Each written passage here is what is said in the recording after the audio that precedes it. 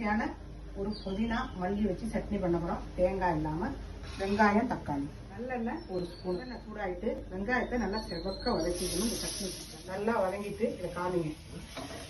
இந்த அளவுக்கு தக்காளியும் இந்த இதையும் வதங்கிக்கணும். இதில் ஒரு சின்ன கருவேப்பிலை, அதை மட்டும் ஒரு 6 பச்சை மிளகாய், இன்னும் புதினா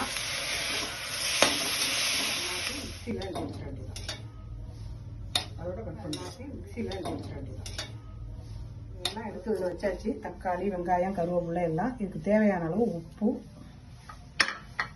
மல்லியை மட்டும் வதக்க வேண்டாம், மேலால் வச்சு அப்படியே பச்சை பச்சையாக அப்படியே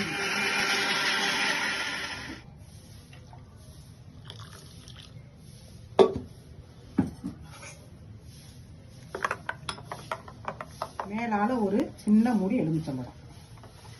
நம்மளோட புதினா சட்னி சூப்பராக